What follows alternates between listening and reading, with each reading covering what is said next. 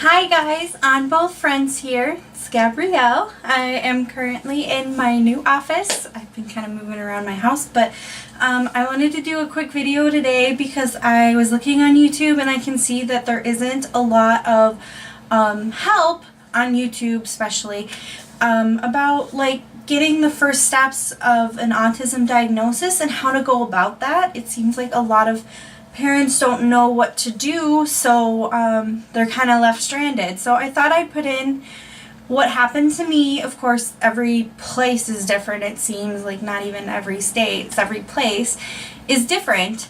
So what we did is I went to Hilo's doctor. I expressed concerns. We have a very good back and forth, me and his doctor. I told him, my concerns, what I think it is, his speech delay, all his delays, everything I thought he wasn't age appropriate with. And what he did is set in a referral to a psychologist who turned out to be a psychologist who specialized in neurological, I can't remember the exact term for it. I'll write it in the comments. It's basically he specialized in autism because he worked with a lot of kids. His son has autism, so he specialized in whatever that neurological word is. That's what his specialty was. So I went to him. We set up an appointment, which was an hour long the first time. He met with me. He gave me some forms to fill out, which is like a basic questionnaire about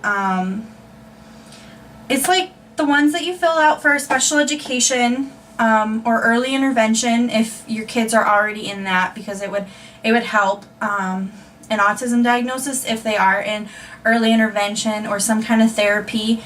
They give you it's like this big and it's got about 4 pages in it, and it has just boxes of behaviors, and you put always, often, sometimes, never is the categorize that you do. And so you fill this out, and he gets a list of contacts of early intervention, your teachers, your therapist, basically anyone who's had knowledge of your son or daughter and knows them, like they work with them on a daily basis, they know the story, they know the problems, or they're helping address the problems. He'll contact all those people, and then in the meantime you fill out your form, you reschedule to come back, and then I believe it is then he'll do his own evaluation, or she, if you see a woman, they'll do their own evaluation of them depending on the setting. We had a lot of specialists.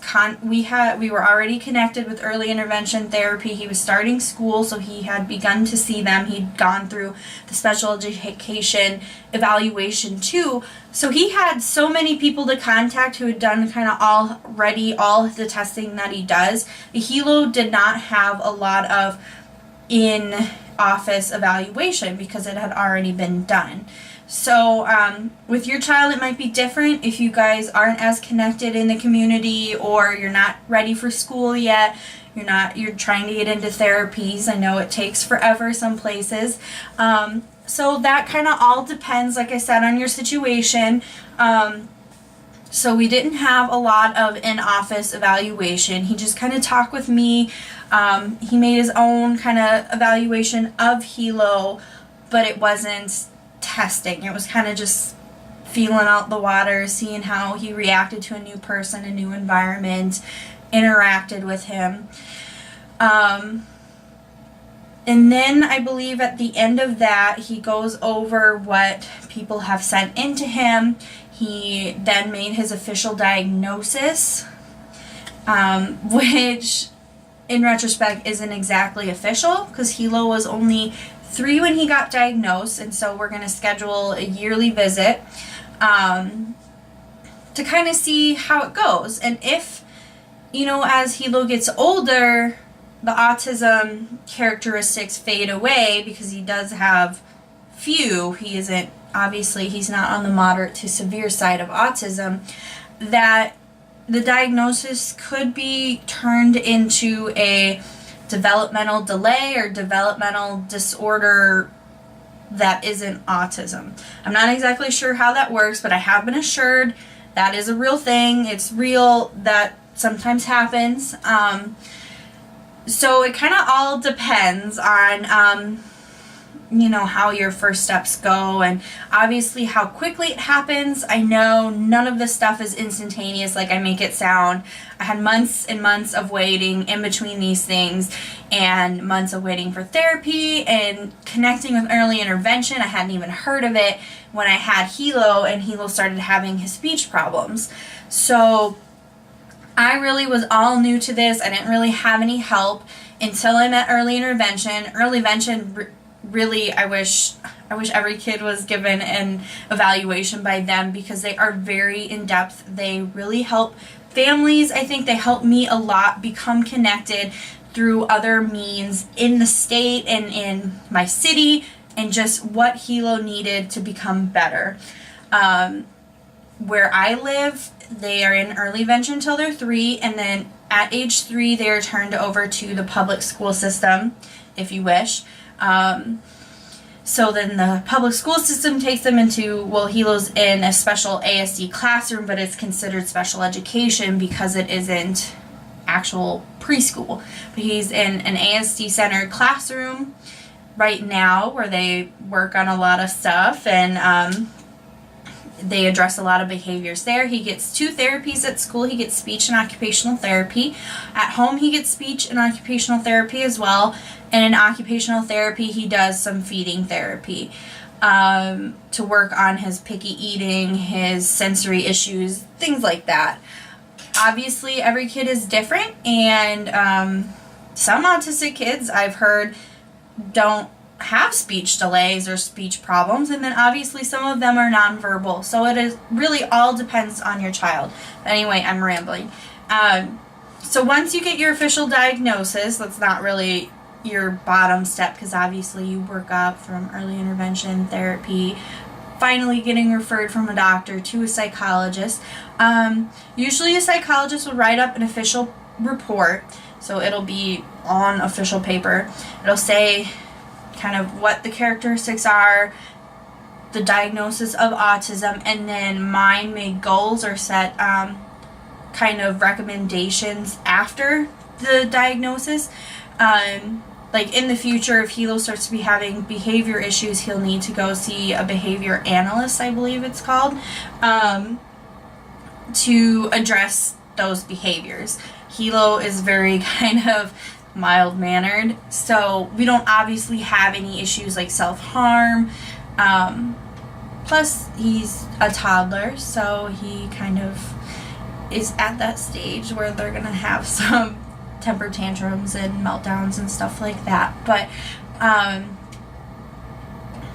anyways, you can do that. They also recommend the therapies, which I was already getting. Some kids are not getting those when they are diagnosed, so that's just something to think about. He'll probably recommend, he or she will probably recommend therapies.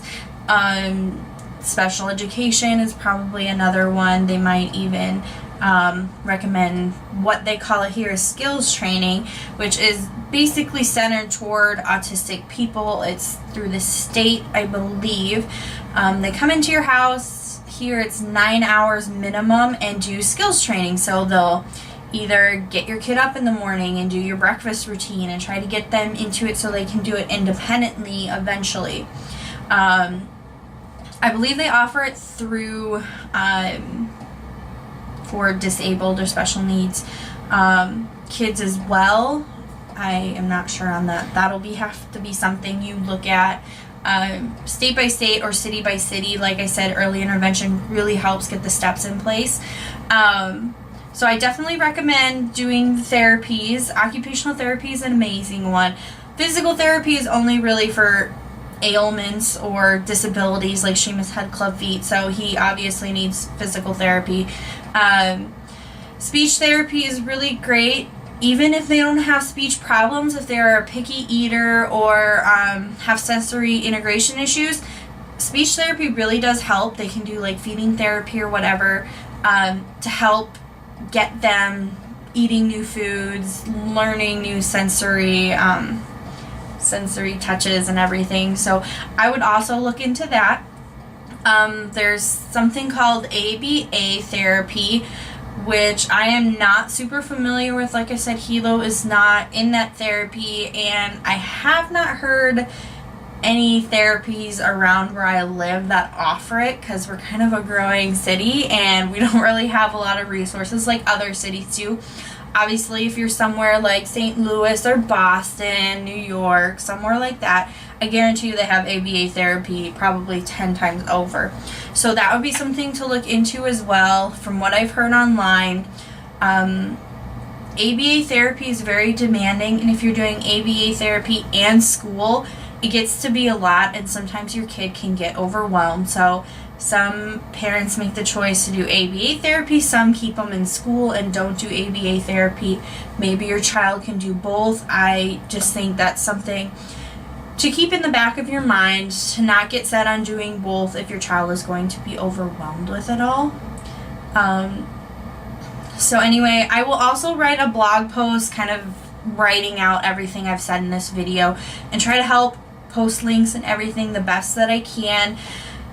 You know, every place depends, but there are a lot of people in the state's office. I think the social services building department, whatever, with the state, they offer a lot of resources if you think your child is delayed. The state here where I live offers an autism waiver where the state basically pays for the services they need so that eventually they can be independent adults, they can have a job, they can be, you know, contributing to society on their own without the support of their parents. So the state will pay for that. Otherwise, there are disability waivers here where I live. Like I said, I don't know about where you live. States are different. Where they also will pay for the services. Early intervention pays for it until they're 3, so they'll pay for the outside therapies. But once they are done and they turn 3, you age out. So if you don't make plans when they're 3, they age out, they get dropped unless you're going to pay privately for their therapy. And then if you suddenly are on a waiver or you finally get insurance that pays for it, you have to reapply and go through all the steps. So don't age out of early intervention. Please make sure you have all your ducks in a row right when they turn 3, because the day they turn 3, early intervention drops everything where I live. Like I said, I'm not sure if every place is the same. I think it's probably pretty similar, so it's a good basis to go on, and then the specifics, I would leave that up to your your early intervention therapist or whoever you see. I think they all offer great resources. I know everything seems a little redundant because at Hilo's age, they're offering the same help over and over and over again. So it got to be overwhelming, but the stuff is really, really great. They offer a lot of resources. Early intervention has handouts. We have a public health nurse that came out, and she would give us really great tips. That was for Seamus, not for Hilo, but he was considerably disabled when he's a baby, so she'd come and do weight checks and everything. So if your ASPE or autistic child is medically compromised as well, you might qualify for a public health nurse coming to your house, or you going to the clinic to see them. And can I just have, I think we had weekly checks, and then it was like once a month when he got older. That's also a option. I know a lot of parents who have autistic children go to casein and gluten-free diets. We have not done that. If I took gluten out of Hilo's diet, he would literally starve to death because that's the only thing he eats. I am not going to go that route, I don't think. I don't honestly believe in it personally. I come from a medical background, so I believe that unless you have celiac disease and you can't digest gluten, I don't really think gluten affects other people. But I definitely don't think it's going to take away the autistic traits. That is not something I believe in. So, but there are many parents who take their kids to dietitians and nutritionists. You can do that as well, even if you aren't going to do the gluten-free or casein-free diet, which is milk, wheat, basically bread and dairy is what you're taking out. But if your child's a picky eater and you're afraid they're not getting enough nutrients, or how you can try to get in more helpful nutrients, I would go to a nutritionist. Yes, a nutritionist.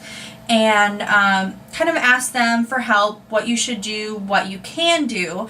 We give Hilo a multivitamin every day to make sure that at least he's getting the basis of what he needs if he's not getting it in his diet. It's, a supplement. We're not like taking away anything in his diet, but that can also help you a great deal. It really all depends on what you believe and what you want. But these are just kind of the first starting steps. So early intervention, I would say first. They'll recommend you to therapies.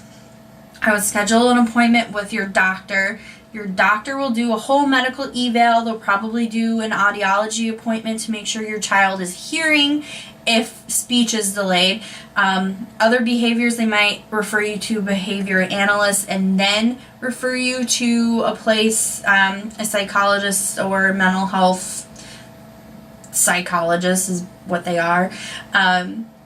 Or the doctor might just do the referral right away and send you to a psychologist where you can get a diagnosis. And then obviously from there, there's a lot of ways you can go. ABA therapy, you can do public school, you can homeschool if you want, and find all the research yourself.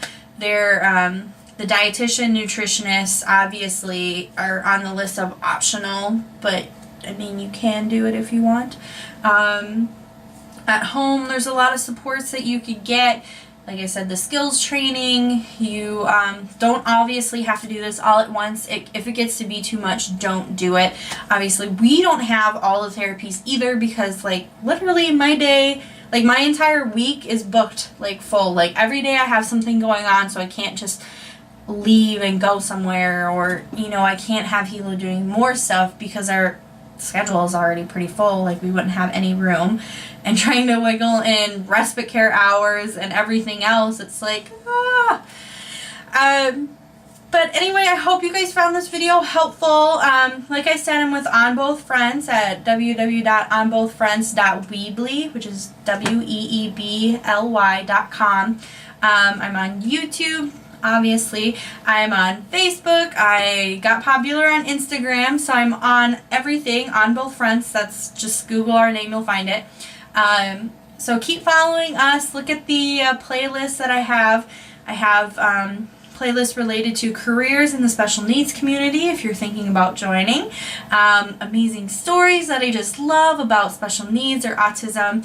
And then I have obviously a playlist that goes through the first steps of autism and what you should do. So there are other videos and helpful professional videos telling you kind of the first steps as well, not just me. So I hope you enjoyed the video. Please comment below if you have questions. Obviously, if you find my website, you can contact me directly and I'll email you and answer all your questions. I always reply to messages. I get a ton of them, so please be patient. But thank you so much for watching, and I hope you have a great day. Bye.